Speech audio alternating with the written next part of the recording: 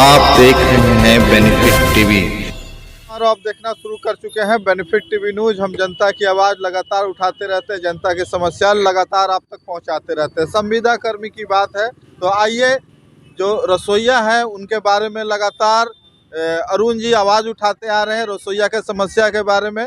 क्या कुछ रसोईया को तकलीफ है, बताइए अरुण जी, क्या कुछ रसोईया का संविदा कर्मी का तकलीफ है? नहीं, सरकार से हम कहना चाहते हैं कि सभी नियोजित शिक्षक को आप परमानेंट करने की बात कर रहे हैं, संविदा पर बहाल लोगों का पेमेंट बढ़ा रहे हैं, तो रसोईया का भी पेमेंट बढ़ना चाहिए। 1650 रुपया में उनका जीवन यापन कैसे चलेगा? ये सब मान लीजिए, उनके भी बाल बच्चे हैं, उनके भी बच्चे को पढ़ना है, उनके घर में भी चूल्हा जलना है, तो उनका घर कैसे चलेगा 1650 रुपया में? सरकार को सोचना चाहिए। जिस तरह से सब लोग को बढ़ा रहे हैं, उनका भी वेतन बढ़ना चाहिए। क्या कहना है सर? निश्चित रूप से हम अरुण जी जो अभी बोले, इसमें कोई दो राय नहीं है कि जो रसोईया है उसका वेतन जैसे और लोगों का वेतन बढ़ा, विकास मित्र का बढ़ा, टोला सेवक का बढ़ा, न्याय मित्र का बढ़ा, तो उसी तरीके से रसोईया का भी होना चाहिए, क्योंकि वो भी हमारे समाज का एकदम मतलब कहिए तो अंतिम क्लास का है, वर्ग का है, और उसको भी रोटी, कपड़ा, शिक्षा, मकान, स्वास्थ्य की ज़रूरत है। तो जब साहब ज़रूरत है तो उस ज़रूरत को पूर्ति करने के लिए मैं नहीं समझता हूँ कि 1600 रुपया में, आज के इस भीषण महंगाई में 1600 रुपया में कोई भी व्यक्ति रोटी, कपड़ा, मकान, शिक्षा, स्वास्थ्य अपने बच्चे को दे पाएगा। इसलिए बहुत ज़रूरी है कि सरकार इस ओर ध्यान दे। साथ ही सरकार से हम एक और मांग करते हैं कि जो समाज के अंतिम पायदान पर दलित वर्ग के लोग, दलित के 90% लोग आज भी सफाई के कामों से जुड़े हुए हैं, तो सभी के भलाई के लिए सरकार ने आयोग बना दिया। पिछड़ा के लिए पिछड़ा आयोग, अति पिछड़ा के लिए अति पिछड़ा आयोग, स्वर्ण के लिए स्वर्ण जाति आयोग।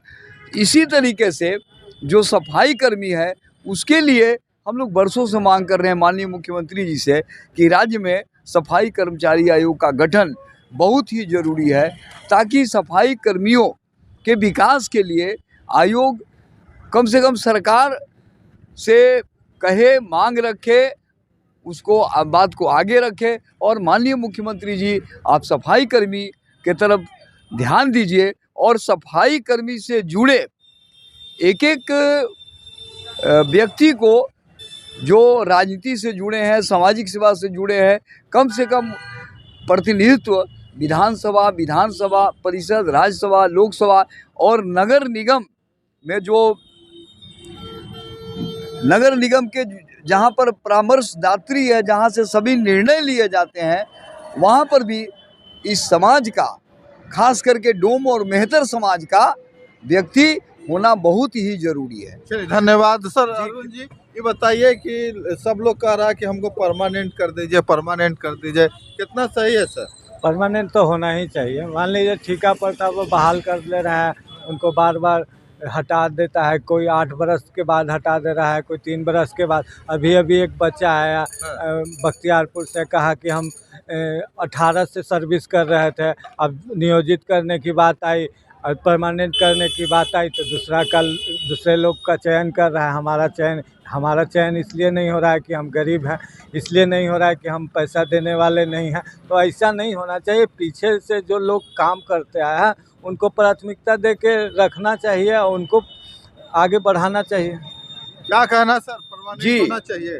बिल्कुल होना चाहिए, इसलिए कि परमानेंट होगा तो उसका वेतन बढ़ेगा, और वेतन बढ़ेगा तो उसकी आर्थिक स्थिति अच्छी हो जाएगी, और आर्थिक स्थिति अच्छी हो जाएगी तभी वो अपना और अपने बाल बच्चा का शिक्षा, दीक्षा और सुख सुविधाएं देगा, और तभी एक अच्छे समाज का और अच्छे राष्ट्र का निर्माण होगा। चलिए, बहुत बहुत धन्यवाद। संविदा कर्मी के पक्ष में अरुण जी और अंबेडकर साहब ने बोला है, क्या कुछ आपको कैसा लगता है इनकी बातों से, कितना इत्तेफाक रखते हैं, कमेंट करके जरूर बताएं। अगर वीडियो अच्छा लगा तो ज़्यादा शेयर करें, अगर चैनल पसंद है तो चैनल को सब्सक्राइब करें ऐसे ही वीडियो देखने के लिए। संविदा कर्मी का आवाज़ लगातार हम बुलंद करते रहे हैं और आगे भी करते रहेंगे। जय हिंद, जय भारत।